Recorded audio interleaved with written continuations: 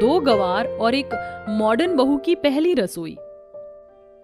अरे बहन, तुझे मैं क्या ही बताऊं, बस ये समझ लो, लड़कियों का तो अकाल पड़ा है इस दुनिया में। क्यों बहन, तू ऐसा क्यों बोल रही है? अपने बेटों के लिए रिश्ता ढूंढ रही हूँ, लेकिन इतनी सारी लड़कियों को देख लिया, मुझे कोई भी लड़की अपने बेटे के लिए पसंद नहीं आई। देख बहन, मैं 2 लड़कियों को जानती हूँ, हमारे ही गांव से हैं। वो दोनों बहुत अच्छी सहेलियाँ हैं। उनके परिवार वाले उनकी एक ही ससुराल में शादी करना चाहते हैं और वो दोनों बहुत संस्कारी हैं। अगर तू कहे तो मैं बात को आगे बढ़ाती हूँ। अरे नेकी और पूछ पूछ, जल्दी ही रिश्ते की बात को बढ़ाओ। संगीता की बात मानकर ललिता उसके बेटों के रिश्ते की बात आगे चलाती है, जिसके चलते संगीता अपने दोनों बेटों की शादी करने के लिए अपने बड़े बेटे को सबसे पहले शहर से बुलाती है। अरविंद बेटा, तेरे दोनों भाइयों के लिए मैंने लड़कियां ढूंढ ली हैं। बस अब तू जल्दी से घर लौटा, तेरे आते ही तेरे दोनों भाई बहुत खुश हो जाएंगे। हाँ माँ, बस यहाँ शहर में थोड़ा जरूरी काम है, उसको खत्म करके मैं शादी से पहले आ जाऊंगा। अरविंद इतना कहकर फोन रख देता है। इधर संगीता अपने दोनों बेटों की शादी की तैयारियों में लग जाती है। देख, घर को अच्छे से सजाना और खाने में कोई कमी नहीं होनी चाहिए। सभी मेहमानों को स्वादिष्ट और गर्मा गर्म खाना परोसना। ये मेरे घर की पहली शादी है। वैसे तो बड़े बेटे की होनी चाहिए थी पहली शादी, लेकिन मेरा बड़ा बेटा पहले अपने दोनों भाइयों की शादी धूमधाम से करना चाहता है। इन दोनों की शादी के बाद अपने बड़े बेटे के लिए लड़की ढूंढूंगी।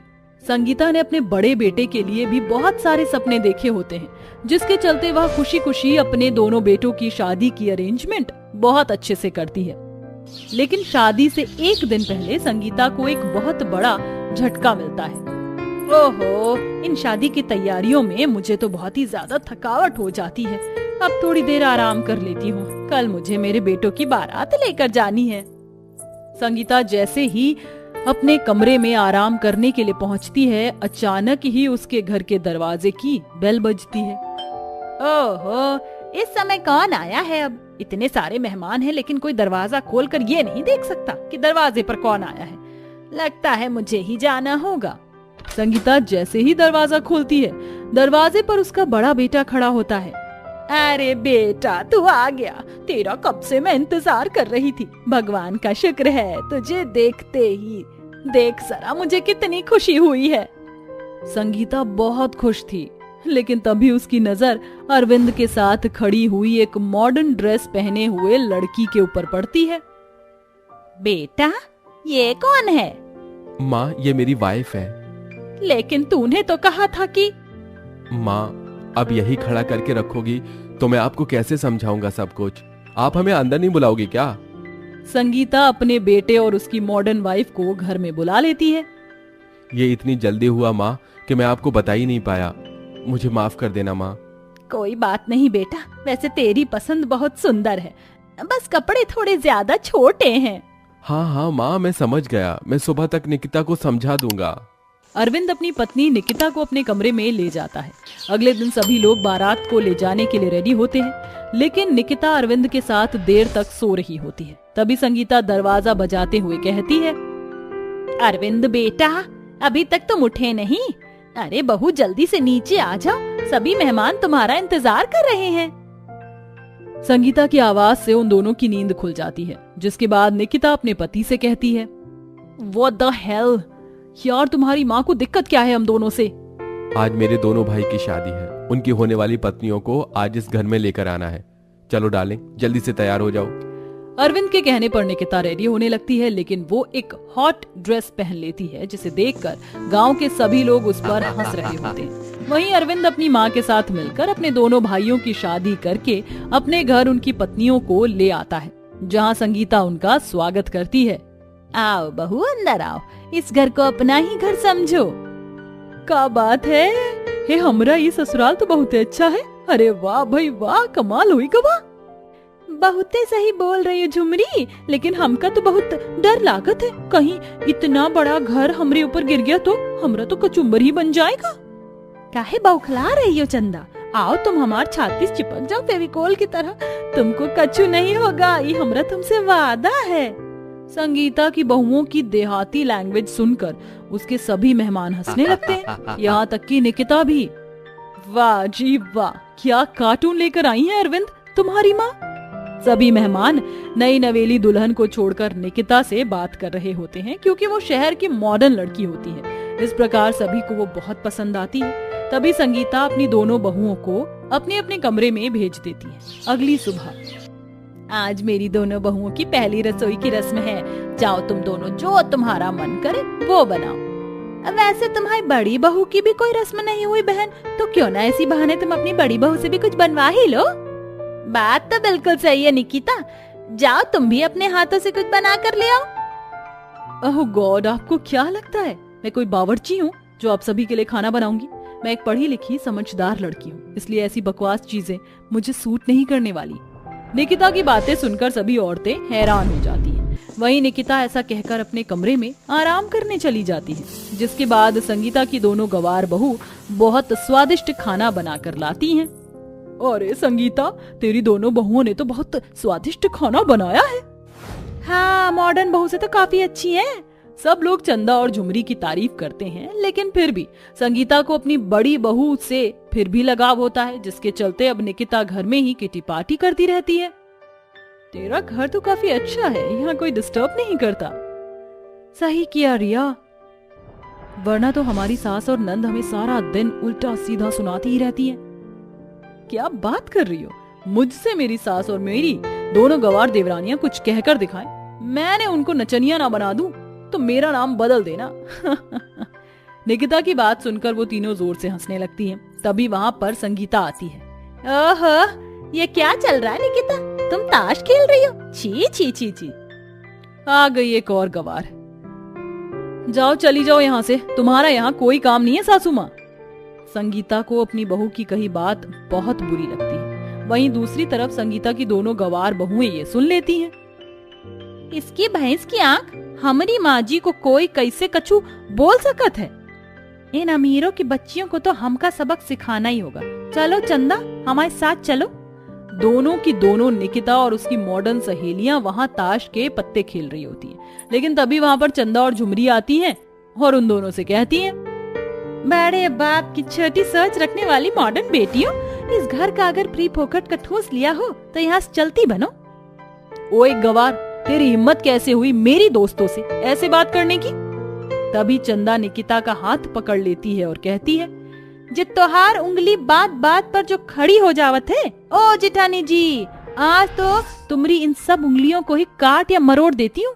उन तीनों का ये रूप देखकर रिया और सेजल दोनों अपने बैग उठाकर वहाँ से भाग जाती हैं, जिसके बाद निकिता कहती है, छोड़ दो मुझे ब्लडी हेल, तुम्हें मैं छोड़ूंगी नहीं। तभी संगीता अपनी मॉडर्न बहू को एक जोरदार तमाचा मारती है। बस बहुत हुआ, तुम जैसी मॉडर्न बहू होने से अच्छा तो मेरी गवार बहू है, जिन्हें बड़ों की इज्जत करनी आती है। देर से ही सही, लेकिन समय पर ये समझ आ गया कि मेरी कौन सी बहू ज्यादा अच्छी और सही है।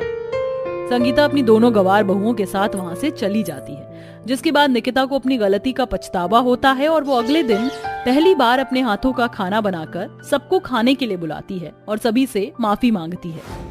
माफ कर दीजिए मुझे, मैंने सबके साथ बहुत बुरा व्यवहार किया, मुझे ऐसा नहीं करना चाहिए था।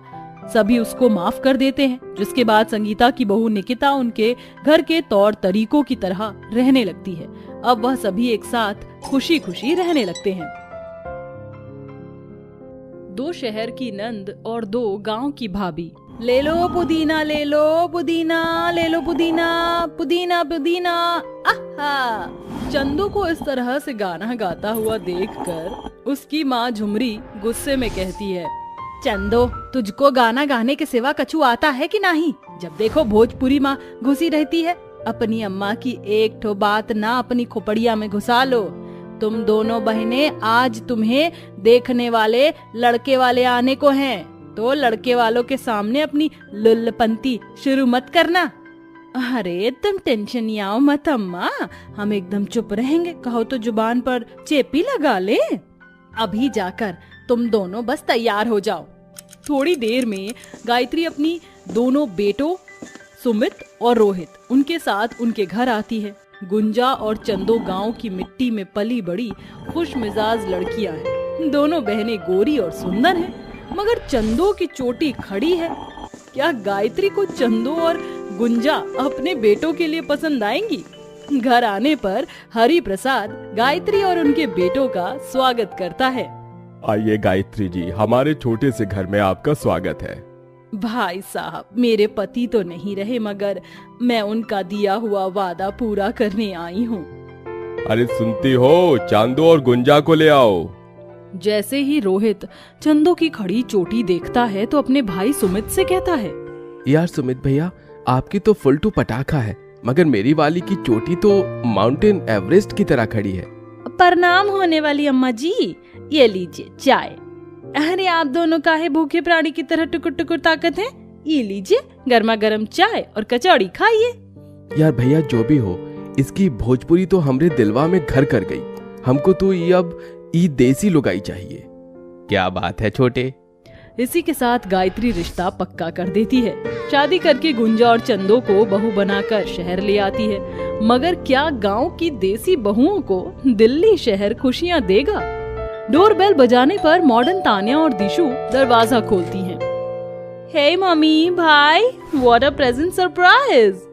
अरे माँ जी, कौन है ये बेशरम? अरे जरा देखिए तो कैसे फटे चिटे कपड़े पहने हैं। इका कपड़ा में से मच्छर तो मच्छर, चूहा भी आइस पाइस खेल लेगा। तभी सुमित धीरे से गुंजा के कान में कहता है, गुंजा, ये दोनों तुम्हारी ननद है और हमारी बहन। लागत है ये शर्म लिहाज बेचकर इमली खा गई हैं। Just shut up you bloody बहन जी। अरे बहन जी नहीं ननद जी, हम हैं तुम्हारी भाभी फ्रॉम छपरा। ये सुनकर दिशु और तान्या गुस्से में भड़क जाती हैं। अच्छा, तो अब समझ में आया, हमें ये जरूरी काम करने आप हमारे भाई को गांव लेकर गई थी मम्मी।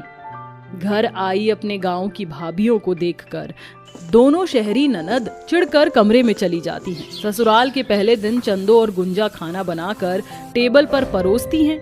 गायत्री अपने दोनों बेटों के साथ खाने की मेज पर आकर बैठ जाती हैं। चंदो बहू, जाकर अपनी ननद को नाश्ते के लिए बुला लाओ। चंदो जैसे ही कमरे में आती है जहां तान्या और दिशु मेकअप कर रही होती हैं, चंदो कमरे के अंदर आ जाती है। अरे क्या बात है, हमारी सहरी ननद बड़े जोरों शोरों से लिपाई पुताई कर रही हो। अपनी गवार भाभी को अपने सामने खड़ा देखकर दिशु उस पर चिल्ला पड़ती है।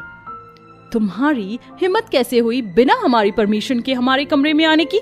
आइंदा अगर बिना हमसे पूछे हमारे कमरे में आई ना, तो तेरे सर पर ये जो एंटीना खड़ा है ना, इसे उखाड़ कर फेंक दूंगी। ऐसा मत करना दिशु, हमारी गवार भाभी की खड़ी चोटी चलते फिरते हैंगर का काम करती है। ये सब सुनकर बेचारी चंदो आंखों में आंसू लिए जहां उसका पति रोहित उसे परेशान देखकर उससे पूछता है। चंदो उसे सारी बात बताती है, जिसके बाद रोहित उसे एक पार्लर लेकर जाता है जहां उसके बाल ठीक हो जाते हैं। घर जाकर चंदो अपनी दोनों शहरी ननद से कहती है, क्या हुआ हमरी शहरी ननद, हमरे बाल देखकर तुम्हारे गुर्दे लाल काहे पड़ गए? गुस्से में आकर तान्या चंदो पर हाथ उठाती है। तो कौड़ी की देहाती हमें चिढ़ाएगी, तुझे तो मैं बताती हूँ। नहीं नहीं ननद जी, ये गलती नहीं करना। काहे कि ये तुम्हारी ककड़ी जैसी कलाई में इतना जान नहीं जितना देसी घी में है, जो हम गांव में खाए हैं। और हमका एक तो बात बताओ, तुम दोनों बहन फायर काहे रहती हो? कहो तो तुम्हारे लिए फायर ब्रिगेडियर मंगा दे। वो फायर ब्रिगेडियर होता है, बिगड़े डियर नहीं, गंवार कहीं की। इसी तरह से वक्त बीतता जाता है। तान्या और दिशु अक्सर अपने शहर से होने का घमंड अपने गांव से आई भाभियों पर दिखाती है और गंवार कहकर उनकी बेइज्जती करती है। मगर चंदो और गुंजा भी उनका जमकर मुकाबला करती हैं। इसी बीच में तान्या का बर्थडे आ जाता है। वो अपने सभी दोस्तों को बर्थडे पार्टी में इनवाइट करती है। हैप्पी वाला बर्थडे हमारी प्यारी ननद जी। तुम दोनों के बर्थडे विश की कोई जरूरत नहीं। आज मेरे फ्रेंड्स आने वाले हैं, उनके सामने अपनी गंवारों वाली लैंग्वेज की डिक्शनरी मत खोलना। Understand? You better understand. Gunja, चल हम दोनों भी इन शहर वालों को दिखा देते हैं कि गांव वाले इनसे कम नहीं। हाँ, और वैसे भी हमको शहरी रंग में देखकर हमारी ननद भी खुशी के मारे टमाटर के जैसे लाल हो जाएगी। शाम होते ही पार्टी स्टार्ट हो जाती है। चंदो और गुंजा अपनी ननद की अलमारी से उनके कपड़े निकाल कर पहन लेती हैं और सैंडल भी पहन लेती हैं। इसके बाद वो जैसे तैसे मेकअप शुरू करती हैं। अरे ई मेकअप करे माँ तो हमको हमारी अम्मा याद आ गई। एक जगह पाउडर ज्यादा हो जाता है तो एक जगह कम हो जाता है। अरे जल्दी जल्दी मेकअप लपेट और नीचे चल। दोनों गवार भाभियां ढेर सारा मेकअप लपेट कर पार्टी में आती हैं, जहां तान्या के सभी दोस्त उन दोनों पर जोर जोर से हंसने लगते हैं। Tanya, look at this funny guy, ऐसी लग रही है जैसे एशियन पेंट लपेट कर आ गई हूँ। अरे बताओ हमारी प्यारी नंद जी, कैसी लग रही है तुम्हारी भाभी? बिजली गिरा रही है ना। तुम्हारी गांव की भाभी को देखो, सब कैसे ना के फाड़ फाड़ के हमको ही देख रहे हो। तान्या, ये दोनों तेरी भाभियां हैं। हेलो भाभी जी। हेलो हेलो हमारी ननद की सहेली, हाउ डू यू डू? तुम हमारी ननद से बातें करो, हम बाकियों से मिलकर आते हैं। फिर तान्या की दोनों भाभी पार्टी में इधर उधर घूमने लगती है, मगर हाई हील पहनकर उनसे चला नहीं जाता। तभी गुंजा गिर जाती है। अरे मोरी मैया, ये ससुरी सैंडलवा तो भरी पार्टी में हमारी इज्जत का कचरा कर दिया। यार तान्या, तेरी देसी भाभियां तो एकदम अलग पीस हैं, या फिर ये कहूँ कि एकदम डिफेक्टिव पीस है।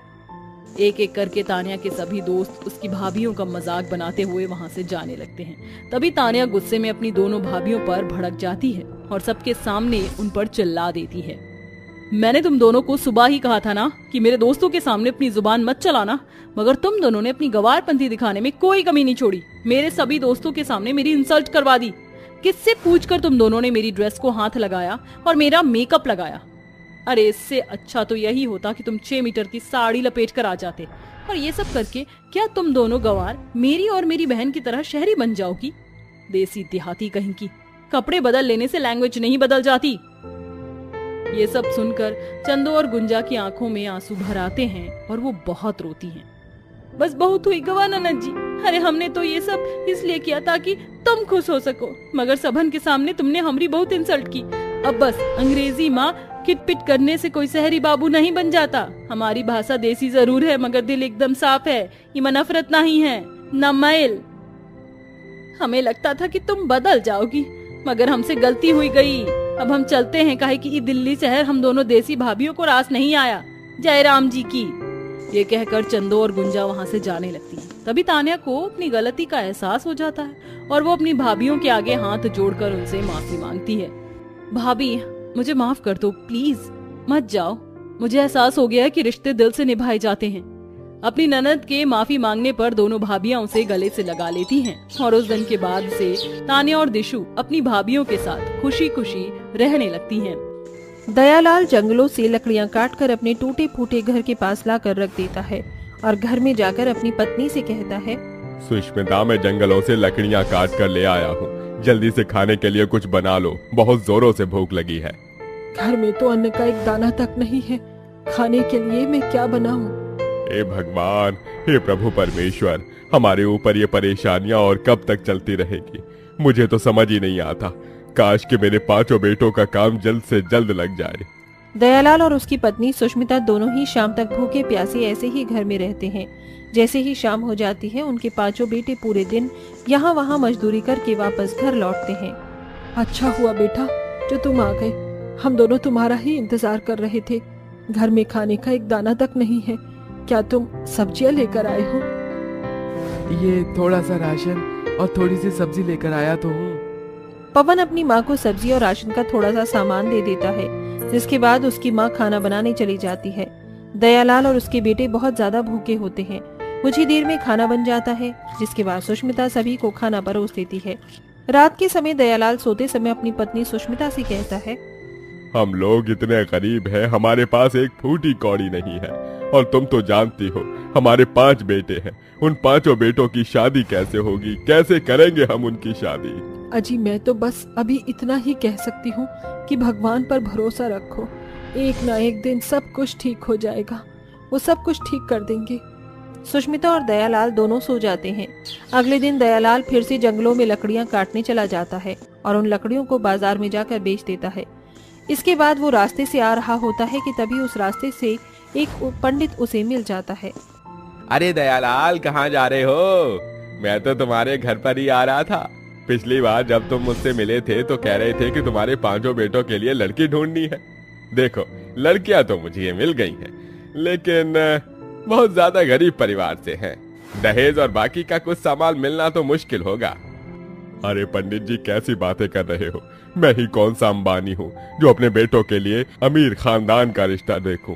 मुझे तो गरीब लड़कियां मंजूर है। मैं खुद चाहता हूँ कि मंदिर में ही अपने बेटों की शादी करवा कर अपने घर बहू ले आऊं।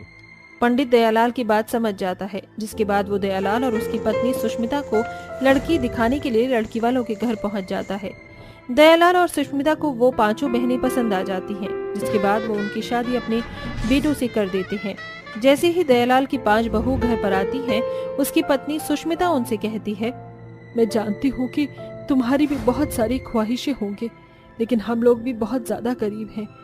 यही अब एक घर है जहाँ तुम्हें गुजारा करना पड़ेगा। अरे माँ जी, आप कैसी बातें कर रही हो? हम भी तो गरीब परिवार से हैं। गरीबी में रहना हम 5 बहनों को बहुत अच्छे से आता है। बचपन से ही हम गरीबी में ही तो रहे हैं और बचपन से ही हमने गरीबों को बहुत करीब से जाना है। आपको परेशान होने की जरूरत नहीं है। हमें आप लोगों के साथ रहने में कोई आपत्ति नहीं है। आखिर ये भी तो हमारा ससुराल है और हम 5 बहनें मिलकर कोशिश करेंगे कि इस घर को हम स्वर्ग बना सकें। अपनी 5 बहू की बातें सुनने के बाद सुष्मिता को बहुत खुशी मिलती है। उसकी आंखें भर आती हैं। चलो, अच्छी बात है, इस घर में समझदार बहुएं तो आई। उस दिन जैसे ही उन 5 का गृह प्रवेश होता है, अचानक से उनके घर की दीवार पूरी की पूरी गिर जाती है। ये देख सुष्मिता हैरान रह जाती है। हे भगवान, ये सब अभी ही होना था। अब क्या करें?